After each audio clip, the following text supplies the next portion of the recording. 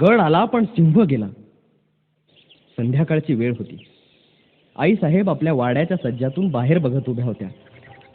सोनेरी किरणांच्या प्रकाशात एक अवाढव्य किल्ला दिसत होता. प्रचंड अवघड आणि अभेद्य किल्ला. याच किल्ल्याचं नाव होतं कोंडाणा. जिजाऊ साहेब आपल्याच विचारात दंग होत्या. त्या किल्ल्यावर मुघलांचं हिरवं निशाण फडकत होतं. हा किल्ला आपल्या स्वराज्यात का नाही? एवढ्यात शिवबा तिथे आला. त्यांनी पाहिलं की कोंडाण्याकडे पाहत आपली आई अगदी दंग झाली.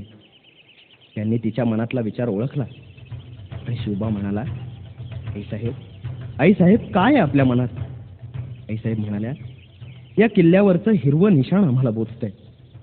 शिवबा म्हणाला, आईसाहेब ते तर आम्हालाही खुपतंय. आईचीच इच्छा, ती पूर्ण करायलाच हवी. शिवबानं लगेच आपल्या मावळ्यांना बोलवलं. सगळे जमा झाले. आता महाराज कोणती कामगिरी सांगतात ते ऐकायला सगळ्यांनी कान टवकारले. महाराजांनी कोंडाणा किल्ला घेण्याचा विचार सांगितला. सगळ्यांना विचारलं, कोण जिंकेल हा गड? हा गड फारच अवघड होता. महाराजांनी शब्द टाकला आणि ताडकन एक मावळा उठला आणि म्हणाला, मी जिंकतो हा कोंडाणा गड. कोण होता हा मर्द? कोण होता हा हिम्मत बहादर गडी? तो होता तानाजी मालुसरे, महाराजांचा खेळगडी. तानाजी कोकणातल्या उमरठ या गावचा. तानाजी अंगापिंडानं भरदार होता. अरे छाती तर एखाद्या बुरुजासारखी बुलंद होती. हा किल्ला जिंकायला फार अवघड, जीवाशीच खेळ होता. पण निधड्या छातीच्या तानाजीनं तो खेळ स्वीकारला. त्याच्याबरोबर त्याचा भाऊ सूर्याजी पण आला होता.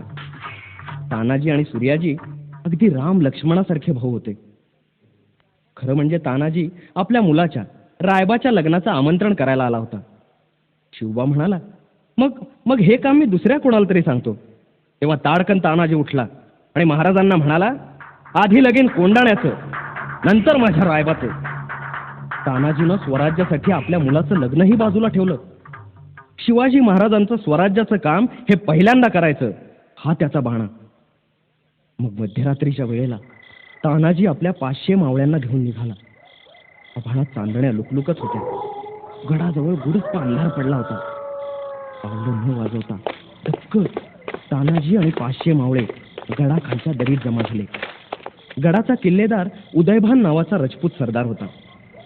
सिंहगड फार बळकट किल्ला. गडाच्या खाली घनदाट झाडी होती. प्रवेश करायला फक्त 2 दरवाजे होते, सिंहाच्या जबड्यासारखे. गडावर कडक पहारा होता. पण तानाजी जिकडे उभा होता तिथे खोल दरी होती. त्यामुळे तिकडून कोणी येऊ शकणार नाही, म्हणून तिथे पहारा नव्हता. तीच बाजू तानाजीने निवडली. आपल्याबरोबर तानाजीने एक घोरपड आणली होती. तिचं नाव यशवंती. हा प्राणी आपल्या नख्या भिंतीत खुपसून उभ्या भिंतीलाही चिपटून बसतो. तानाजीनं तिला दोरी बांधली आणि दिली उभ्या कड्यावर फेकून. पण 2 वेळा घोरपड खाली पडली. तानाजीला आला राग. तो घोरपडीला म्हणाला, यशवंती, आता पुन्हा पडलीस तर तुकडे करून भाकरी बरोबर कच्च खाईन. काय गंमत, घोरपड बसली की कड्याला चिकटून. तानाजी आणि त्याचे मावळे भराभर गड चढून वर गेले. एवढ्यात गडावरच्या पहारेकऱ्यांना मावळ्यांची चाहूल लागली. मुघल सैनिक आपापल्या तलवारी घेऊन मावळ्यांच्यावर धावले. घनघोर लढाई सुरू झाली. एवढ्यात उदयभान तलवार घेऊन मैदानात उतरला. उदयभान आणि तानाजी एकमेकांशी लढू लागले. ते इतक्या जोरात लढत होते की जणू 2 ढगच एकमेकांवर आपटत होते. एवढ्यात उदयभानचा एक घाव तानाजीच्या ढाईवर पडला. तो घाव इतका जबरदस्त होता की तानाजीची ढालच सुटली. आता काय? पण तानाजी डगमगला नाही. त्यानं आपला फेटा हातावर गुंडाळला आणि लागला की लढायला बहादर. पण घात झाला. एकमेकांचा घाव अंगावर पडून दोघेही वीर खाली पडले. तानाजीला पडलेलं पाहता मावळे घाबरून पळायला लागले. सूर्याजीनं ते पाहिलं. गेला धावत कड्याजवळ. ज्या दोरावरून चढून मावळे आले होते तो दोरच त्यानं कापला आणि मावळ्यांना म्हणाला, अरे असे भ्याडासारखे पळता काय?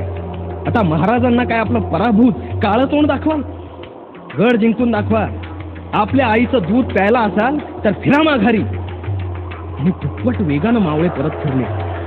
सूर्याजीच्या शब्दांनी त्यांच्यात वीरश्री संचारली आणि जोर जोरानं लढायला लागले.